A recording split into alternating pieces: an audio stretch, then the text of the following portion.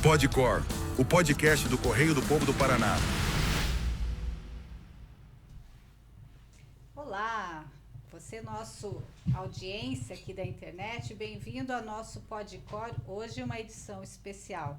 Eu tenho a honra de receber aqui no nosso estúdio a deputada estadual Cristina Silvestre e o ex-prefeito de Guarapuava, César Silvestre. Sejam bem-vindos.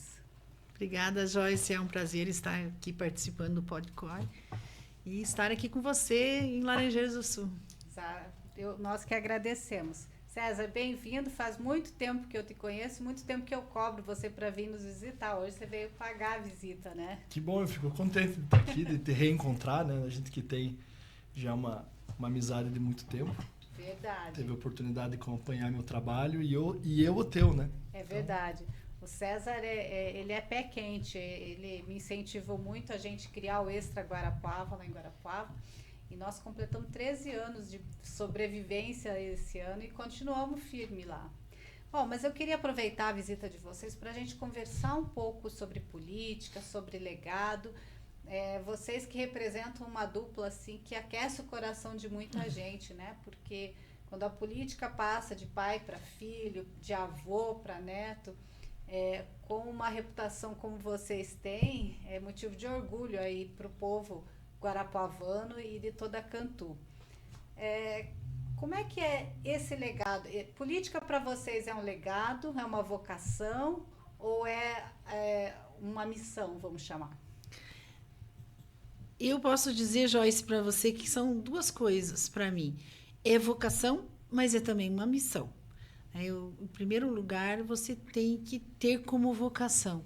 E eu vejo a política, só vale a pena você fazer a política se for para o bem, se for para contribuir, se for para melhorar a vida das pessoas.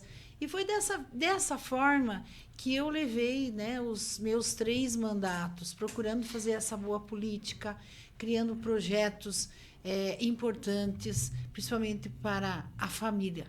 Eu gosto de dizer a família, porque quando você defende uma mulher, você está defendendo toda uma família, né? Sim. Eu tenho projetos para crianças, projetos de educação. Então, sempre pensando na família. Também muita dedicação à agricultura familiar, que é o nosso forte, né, no Paraná, no interior. Então, é dessa forma que eu faço essa política. Com a questão muito forte dos meus princípios. Eu não vou fazer política que contrarie os meus princípios. E isso eu sempre deixei muito claro, inclusive eu fui duramente crucificada pelo governo, posso dizer, punida, porque eu tive posições contrárias ao que eles me pediram, que é a questão da Copel, que eu votei contra, e votei com toda a minha consciência de que a Copel não poderia ter sido vendida, é um patrimônio nosso, ela é essencial para toda a população, como também votei contra a terceirização da educação, também não acredito nisso, nós estamos vendo o resultado tanto da Copel como da terceirização, também com a Celepar, não concordo de forma nenhuma. E por isso, Joyce, eu fui punida, né? E quando eu fui punida, isso se estendeu aos municípios que eu represento, porque foram proibidas de entregar benefícios. Então, não é essa política que eu acredito, né? Que eu quero fazer, não é dessa forma. E por isso que nós estamos assim, eu estou dando esse passo à frente, me candidatando a deputada federal, porque eu quero levar toda essa experiência de todos esses anos para a Câmara Federal. Bacana. Porque você veja, você mesmo falou, nós estamos sem uma representação regional. Sim. Né? Nós estamos dependendo de candidatos de fora que vêm aqui, mas que não tem um compromisso real com o nosso povo, com a nossa gente. E eu quero ser essa deputada comprometida com a nossa região, lutando pelas causas da nossa região, de investimentos, né, de uma distribuição mais justa, de defender o produtor, de defender quem trabalha.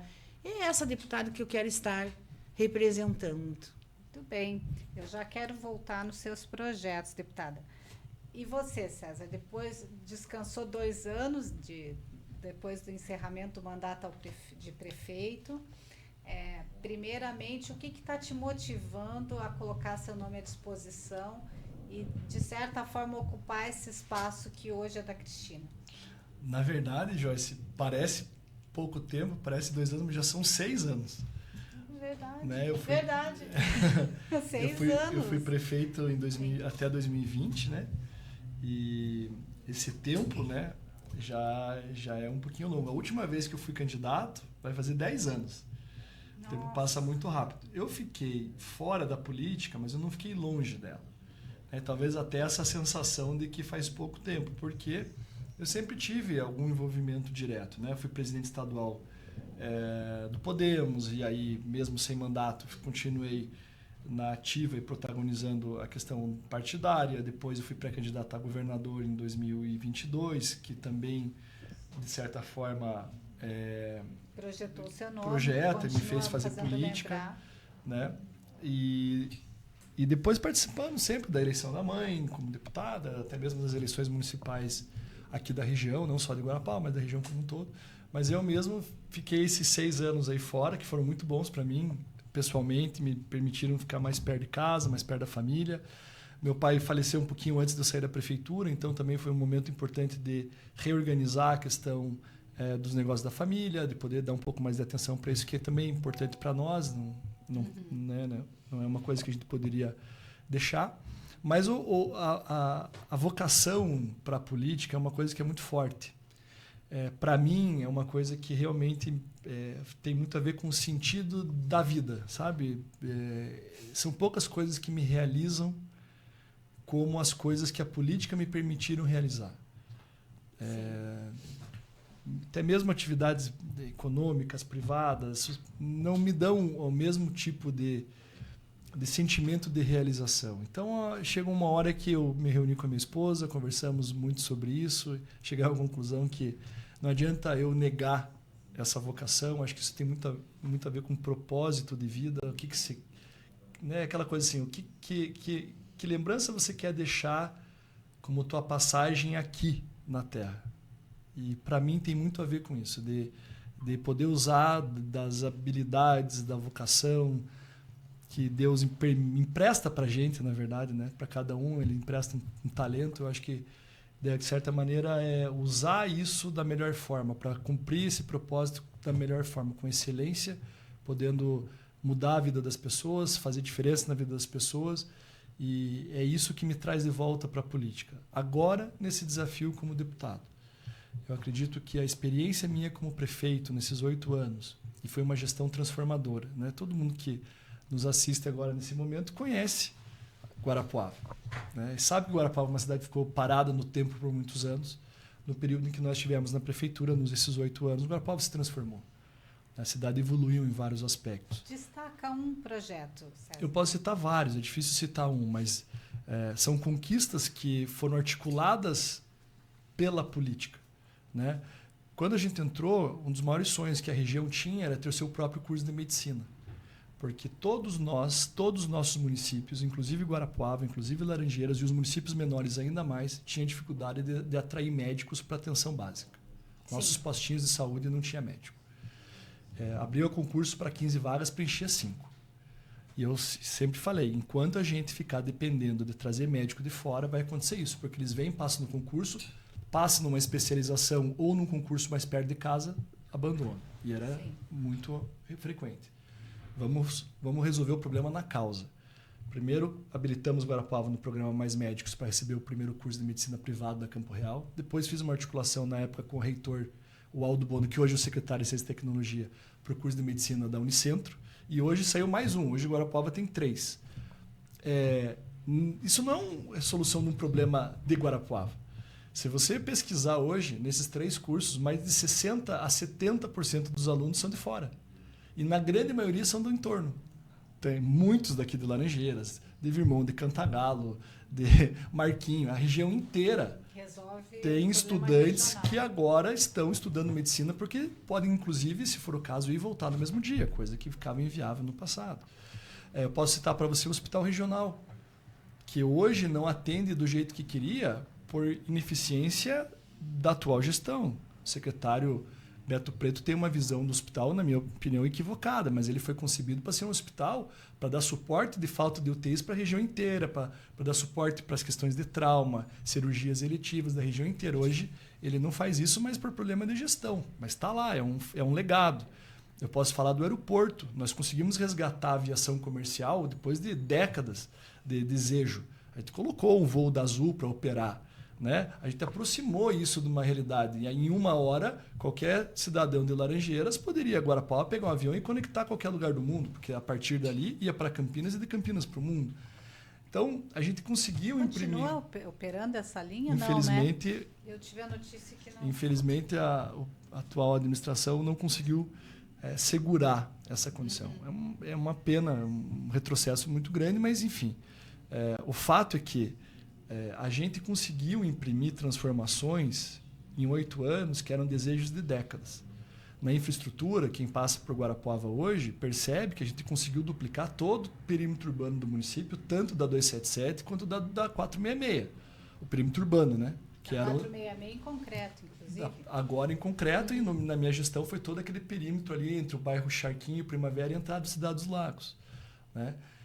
Conseguimos viabilizar e apoiar muito o projeto do Cancer Center, que foi iniciado pelo meu pai como deputado federal, depois teve muitos recursos da Cristina como deputada estadual, e a prefeitura, inclusive, com recursos do município. Está lá hoje, é um espetáculo. Vamos lembrar, nenhum desses que eu citei para você são questões apenas locais. Quando você fala de trazer um avião, você está atendendo a região inteira, porque só o nosso município não tinha demanda suficiente. Se você fosse pegar a lista de passageiros, mais da metade era do entorno. Quando você vai no hospital regional ou no Cancer Center, 70% dos pacientes são da região. Sim. Então, são todas coisas que a gente fez pensando no desenvolvimento regional como um todo, mas que passavam, de certa maneira, pela cidade polo, que originalmente até deu origem para a maioria dos municípios da nossa região. Que é uma coisa que não acontecia antes e já foi objeto de conversas longas nossas, né? Desse isolamento, se né? isolava, ficava em si mesmada e você abriu. Mas você considera que o teu sucessor deu sequência também? Olha, eu acho que faltou um pouco dessa visão, desse compromisso regional, né? Infelizmente, são características diferentes, talvez até um pouco desse compromisso regional que já, no meu caso, era anterior ao fato de eu ser prefeito, porque antes eu já tinha sido deputado, já representava a região, eu já tinha uma compreensão, um conhecimento melhor de que maneira a gente, como cidade polo, poderia interagir e fortalecer o entorno como um todo. E uma coisa, Joyce, que é importante dizer é o seguinte, a minha experiência como prefeito me ensinou a trabalhar em parceria com os deputados. Se eu tive um mandato realizador e pude deixar marcas e legados importantes como prefeito, é porque eu tive muito apoio dos deputados que me apoiaram à época. No primeiro mandato, eu tive meu pai como deputado federal. Depois, eu tive a mãe como deputada estadual. Me ajudaram muito. Hoje, como candidato a deputado, eu posso dizer que eu compreendo perfeitamente de que maneira o meu mandato como deputado pode ser mais útil em apoio aos municípios que eu represento. Eu consigo dialogar com os prefeitos com uma sintonia de compreensão dos problemas que eu não tinha quando fui deputado pela primeira vez, antes de passar pela prefeitura. Isso me enriquece muito, esse diálogo, essa compreensão de dizer, prefeito, qual que é o desafio do dia mesmo? O que realmente faz a diferença? Em vez de ficar, às vezes, procurando soluções dispersas que talvez nem façam tanta diferença, focar naquilo que efetivamente pode deixar um legado para cada um dos municípios. Hoje eu digo para você, se eu dedicar meu mandato para uma causa, se tiver uma causa que eu consiga cumprir, eu já digo que valeu a pena. Que hoje eu entendo que não tem nenhuma causa mais urgente para a nossa região do que incluí-la num programa de industrialização que seja patrocinado pelo governo do estado. Há um programa do governo chamado Paraná Competitivo. Esse programa renuncia hoje em torno de 25 bilhões de reais por ano que você está deixando como cidadã, abrindo mão de receita para o teu município em favor das indústrias que se instalaram no Paraná, que vieram de fora. Ok? Está tudo certo, é importante atrair. O erro foi que o governo não criou um método para interiorizar esse processo de industrialização. E ele se concentrou, na sua grande maioria, em Ponta Grossa ou na região metropolitana de Curitiba. O Paraná inteiro paga essa conta, mas os empregos, o desenvolvimento econômico, o desenvolvimento industrial se concentrou numa única região. Eu apoio o Sérgio Moro porque há uma compreensão da parte dele, há uma compreensão por parte do vice, que é o atual presidente da FIEP, que é de Cascavel, um cara do interior também, justamente nesse sentido. A gente precisa mudar a lógica do desenvolvimento econômico. O Estado, se for para renunciar à receita, é em prol de regiões menos industrializadas. Eu vou me realizar como político quando eu ver indústrias de grande porte, frigoríficos, outros empreendimentos se instalando nas demais cidades polo da nossa região. Como Laranjeiras começou esse processo no passado e está intensificando, como outros municípios aqui da região, Turva, Boa Ventura também estão recebendo alguns investimentos nessa região. Eu fico muito feliz de ver que hoje as grandes cooperativas começaram a chegar mais perto daqui, dessa região central, que é hoje a região que ainda mais carece desse tipo de investimento. Isso, para mim, é a causa de existir num futuro mandato como deputado. Muito bem. Você já antecipou o seu apoio e eu queria saber de você, então, Cristina, como é que está essa articulação para a candidatura de deputada e quem são os seus candidatos ao Senado, ao governo estadual, ao candidato a deputado estadual, eu já sei. Eu acho. Eu achei que você tinha dúvida. Joyce, então estamos trabalhando muito. Estou muito satisfeita com o retorno, aonde, graças a Deus, a gente tem um nome respeitado, né? Sou uma pessoa que tem esse respeito. E aonde eu vou, tenho recebido apoio. É uma campanha assim muito fácil, muito gostosa. Preciso de muito voto. Nosso partido é um partido forte. Então, estou correndo aí todos os municípios e principalmente a nossa região. É muito importante para mim ser uma representante realmente da nossa região, poder trabalhar e trazer os recursos, né, para atender essa região tão importante e que ficou tanto tempo sem um representante, né? 12 anos sem ter uma representação nossa mesmo, né? Efetiva. Apoio o Sérgio Moro, porque eu acredito, Joyce, que todos os paranaenses estão assim ansiosos por uma nova política, né? Uma nova forma de ver política. E eu acredito nessa nova forma do Sérgio, né? Uma política com mais ética, com mais respeito, mais compromisso e compromisso com o dinheiro, né? com o dinheiro público. E eu estou aí muito satisfeita com a posição do Moro e estamos aí trabalhando para elegê-lo como nosso candidato ao Senado, que é o Alexandre Cury, que é uma pessoa que tem todo o nosso apoio pela pessoa que ele é, né? Um articulador nato. O Alexandre, eu acho que é a pessoa que mais conhece esse Paraná e estamos aí torcendo para ele, trabalhando para ele. Felipe Barros também, né? Um jovem que ganhou aí o nosso carinho e o respeito. E esses são nossos candidatos. Muito bem. E você, Cezinha? Agora, candidato a deputado federal você já tem, né? Mas, Cristina Silvestre, 1123. Como é que é? Isabel Ruen Isabel Cristina Rauen Silvestre. É um nome bonito. Historiadora, né, deputada? Eu sou formada em História, gosto muito de História. Que bacana. Como é que está essa composição, né? E como é que vocês administram essa... assim, a intersecção do Alexandre estar num outro palanque para deputado, para governador e ter o apoio de vocês, porque me parece que assim, no interior ele é uma anonimidade, né? Mas quais projetos mais encanta você, Cezinha, em se concretizando um governo do Sérgio Moro? Olha, das propostas dele, a que eu considero a mais transformadora e que realmente vai fazer a diferença num problema crônico que é a área da saúde, é o programa do SUS paranaense. Qualquer pessoa de bom senso que compreenda o funcionamento dos hospitais filantrópicos e as santas casas do nosso estado sabe que todas elas estão derretendo. Prejuízo se acumulando, um déficit que não tem o que resolva. O atual governo optou por fazer a política do Pires na mão, exigindo que os provedores dos hospitais tenham que ficar indo de gabinete em gabinete, pedindo emendas dos deputados para tentar cobrir um furo que o próprio governo do estado promove. Porque hoje nós temos uma tabela SUS que não remunera o serviço da forma adequada. Se Paga você nem o custo. não paga o custo, dá prejuízo. Quanto mais produz, mais prejuízo. Vou te dar um exemplo, para quem não tem, às vezes, familiaridade com esse tema. Tem procedimentos, vamos falar, uma cirurgia de apendicite.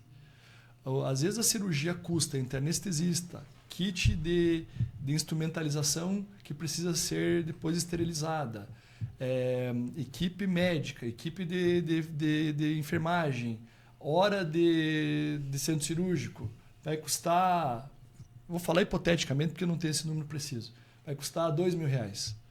O SUS paga 500. Se o hospital se nega a fazer, o dono do hospital, o provedor do hospital é preso, porque é omissão à saúde. Né? O hospital acaba sendo obrigado a fazer porque ele é credenciado SUS e o SUS sabe que não cobre e exige. Aí o hospital acumula prejuízo ao longo do ano inteiro e daí não, agora nós vamos salvar vocês. Estamos mandando uma emenda dos deputados para cobrir o furo. Não seria mais honesto, não seria mais produtivo se o próprio governo do estado do Paraná fizesse o que faz São Paulo, por exemplo, e faça uma tabela complementar à tabela do SUS? A tabela SUS paulista, ela complementa a tabela do SUS federal. Então, se é sabido que custa 2.000 e paga 500, o governo do estado complementa a diferença. Não é para enriquecer, até porque esses hospitais, na sua grande maioria, são sem fins lucrativos, são santas casas. Nós estamos falando de hospital filantrópico, na imensa maioria. É muito mais honesta a relação com o prestador de serviço. E na medida em que eu tenho um serviço bem remunerado, que é remunerado adequadamente, o hospital, em vez de fazer as 30 cirurgias por mês que o contrato exige, ele vai produzir tantas quantas ele puder, porque aí ele vai começar a ter uma remuneração condizente que se paga. E, evidentemente, pode até sobrar algum recurso para custear outros serviços. Senão, o contrário é verdadeiro. Quanto mais ele trabalha, mais aumenta o prejuízo. O déficit, que é aquela... Tem atividades que, se aumentar a escala, né, reduz o custo. Na saúde, não. Aumentou a produção, aumentou o prejuízo. Então, muitas vezes as pessoas perguntam por que a fila é tão grande? Porque os prestadores de serviço, que são os hospitais, eles fazem só o que é o mínimo exigido. Eles não fazem uma a mais, porque cada coisa a mais é prejuízo maior. Então, a tabela SUS paranaense é uma quebra de paradigma político.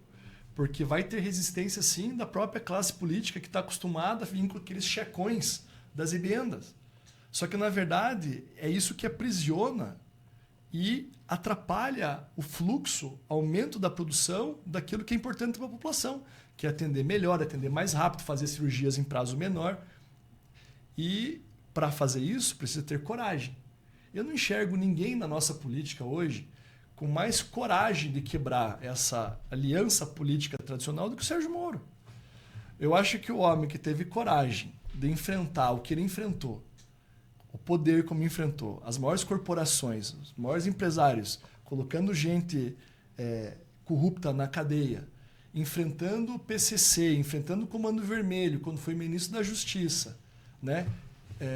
Mostrou também desprendimento e coragem quando foi ministro da Justiça. Eu tenho certeza que nós teremos um governador com a coragem necessária de fazer esses ajustes que são fundamentais para a gente colocar o Estado em ordem. São Paulo fez com o Tarcísio, que inclusive é o meu candidato do coração para presidente e infelizmente acabou não sendo escolhido. Né?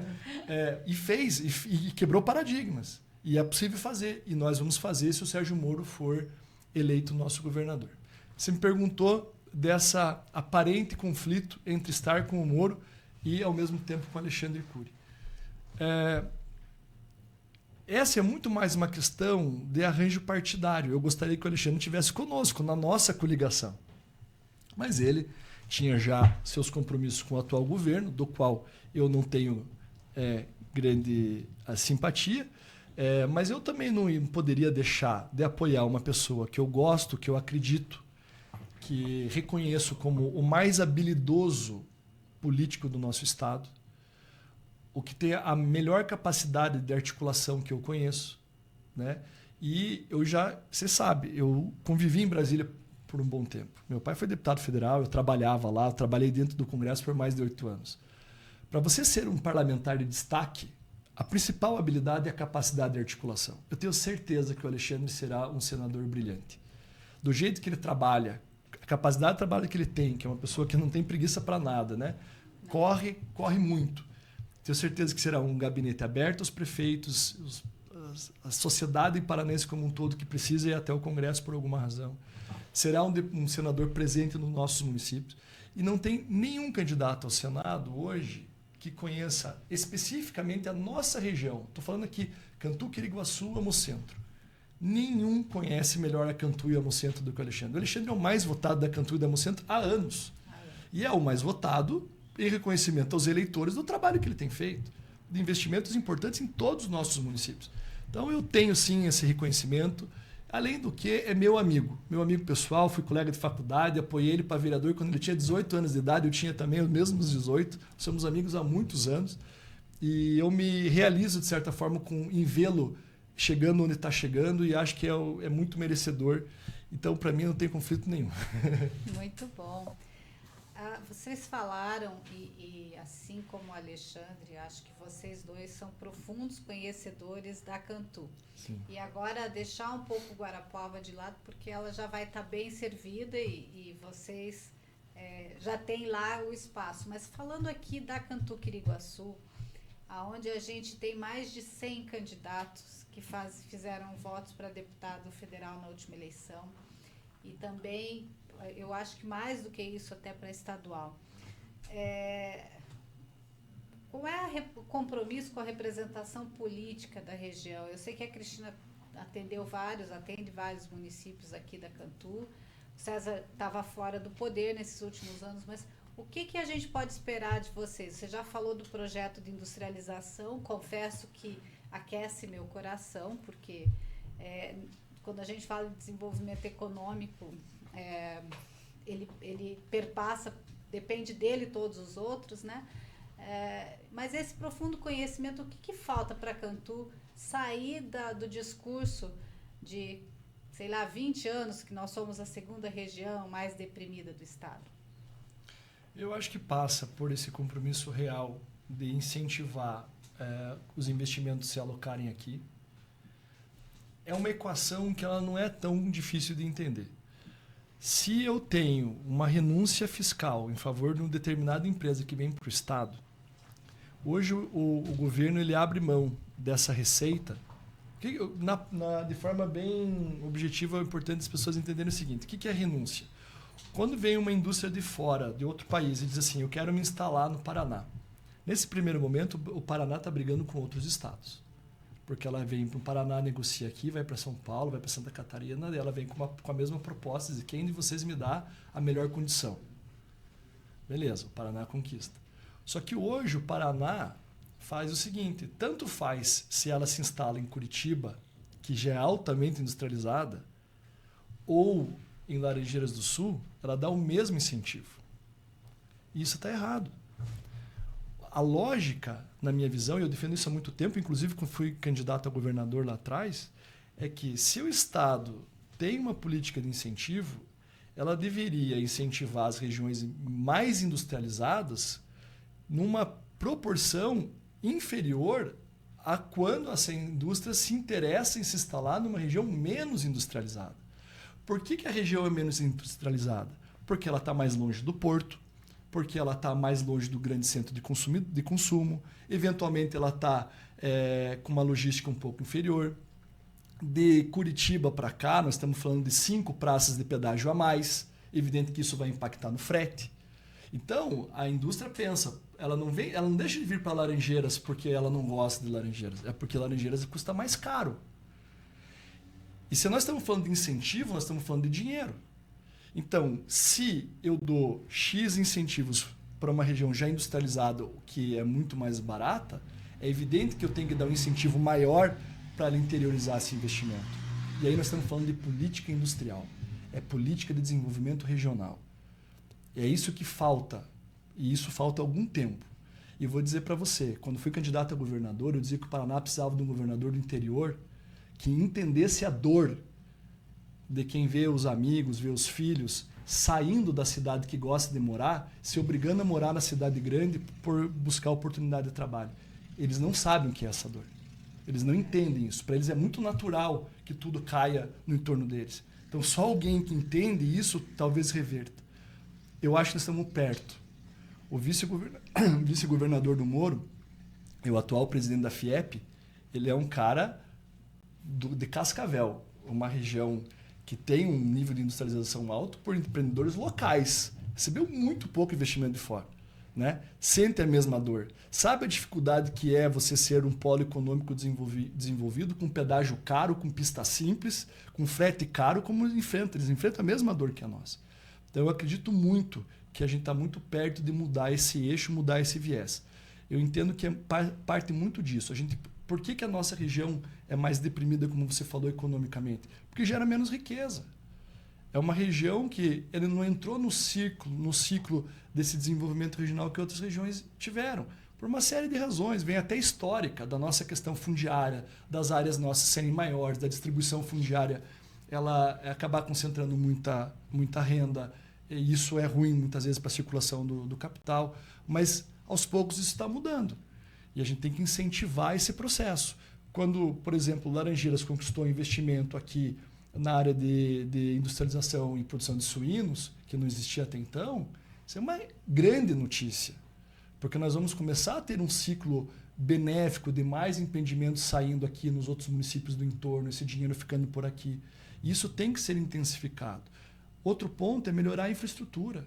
É absurdo que a gente tenha passado por tanto tempo com as nossas rodovias como são há 70 anos, pagando pedágio caro.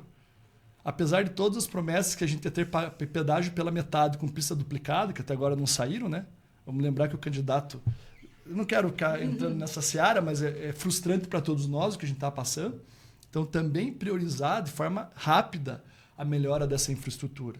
Você imagina quando nós tivermos nossa BR-277 efetivamente duplicada. Se isso não vai melhorar o escoamento da produção e nos deixar mais atrativos para receber grandes investimentos. Então, é um ciclo de processo. Não é varinha mágica, não é resolver porque se eu entrar, vou resolver tudo sozinho, porque eu já fui deputado e sei como é que é, sei como é um processo, mas é defender as causas certas. É apertar os botões corretos, falar com as pessoas corretas para influenciar positivamente esse ciclo. E é evidente que isso passa por um governador, um executivo que tenha a mesma sensibilidade. Não adianta nada eu, como deputado, ficar falando isso. Se o governador não entender isso e não tiver a mesma sensibilidade, vai continuar tudo como está.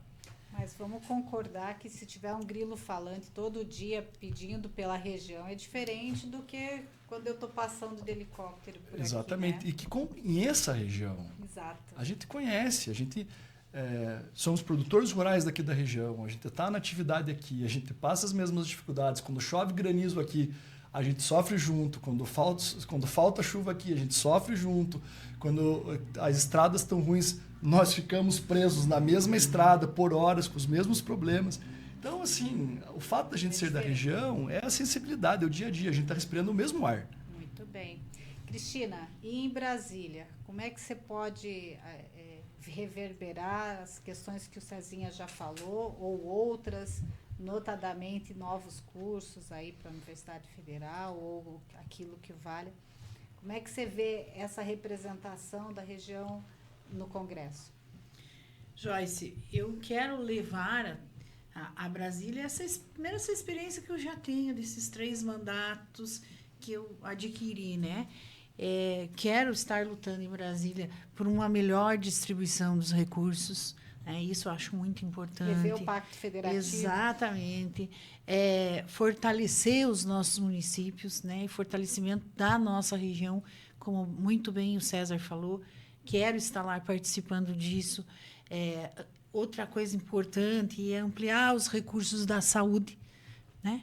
Eu acho que, Joyce, também levar a Brasília e ampliar esse trabalho que eu fiz no Paraná em relação às mulheres, né? Ampliar muito mais essa política para as mulheres, para a família. Também outra causa que eu defendo é a causa do autismo, das pessoas com deficiência. Então, essas questões que eu quero trabalhar em Brasília. E em parceria com o César, né, nessa nossa parceria de trazer os recursos para a nossa região, fortalecer a nossa região. Esse é o meu objetivo. Ser uma deputada presente, que conhece a nossa realidade, que conhece as nossas prioridades. Como você sabe, eu estou numa luta aí pela antecipação da duplicação da 277, porque eu não me conformo até hoje que a rodovia mais importante do nosso estado ficou, que era prioridade, na hora de fazer o contrato era prioridade, e hoje nós sabemos que não é a prioridade. Então, são coisas que a gente continua lutando, e que eu tenho condições lá em Brasília, junto à NTT também, trabalhar essa questão da 277. Então, são essas questões e mais. Eu digo assim, nós, como deputados, nós temos que ouvir o que a população quer, né? Não sou eu que vou inventar prioridades para o nosso estado, mas sim a população. Muito bem. Bom, eu sei que a gente podia ficar horas aqui, porque seria um prazer. Vocês têm muito repertório. Eu me lembro... Eu encontrava o Cezinha no gabinete lá em Brasília, ele lendo os livros de filosofia política já, então vem de berço, aí vem de um conhecimento que encanta mesmo. Mas eu queria convidar vocês para pedir o voto aí na Câmara agora já pode, né? E se despedir aí da nossa audiência, que hoje o nosso programa e as nossas redes sociais aí já tem um alcance muito bom aqui na região, então use as nossas câmeras aí para se despedir e para conversar com a nossa audiência. Eu posso ir começar. Bom, primeiro agradecer você, tá, pela oportunidade, muito bom estar aqui. Adorei o formato do nosso bate-papo. E dizer que eu realmente gostaria muito de ter a oportunidade de ser o representante, não só de Laranjeiras, de toda a nossa região. Levar a minha experiência política até aqui acumulado, como deputado, como prefeito que já fui. Acredito que compreendo profundamente o que a nossa região precisa para melhorar, sem prometer milagre para ninguém. É com trabalho, com processo, da mesma maneira que nós fomos e fizemos uma administração transformadora em Guarapuava. Eu acredito que é possível trabalhar em parceria com os municípios e a gente fazer transformações concretas, entendendo aquilo que efetivamente pode mudar na vida de cada um dos municípios. E, evidentemente, que para mim é muito importante que eu faça isso junto com o governador que nós apoiamos, que é o Sérgio Moro, os nossos senadores, o Felipe Barros, o Alexandre Cury. Nós apoiamos o Flávio Bolsonaro para presidente da República e, claro, pedir apoio aqui para a nossa deputada federal, a Cristina Silvestre. O meu número é o 11023, o da Cristina é o 1123, e conto com o apoio de vocês. Joyce, eu queria agradecer a oportunidade, é muito bom sempre estar conversando com você. E, para mim, representar a nossa região é um orgulho, né? Para mim é uma satisfação. Quero estar em Brasília para defender a nossa região, trabalhar, ser a primeira deputada federal também da nossa região.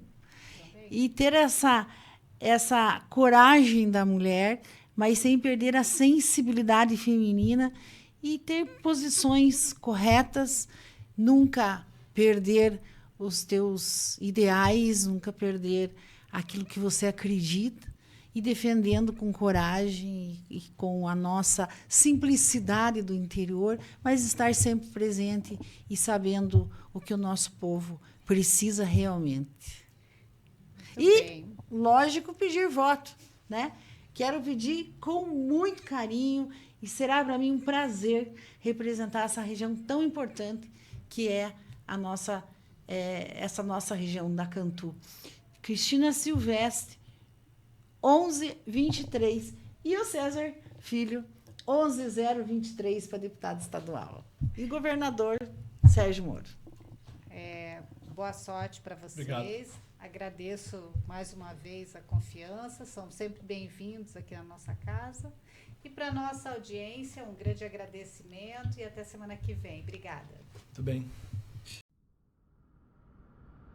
Podcor, o podcast do Correio do Povo do Paraná.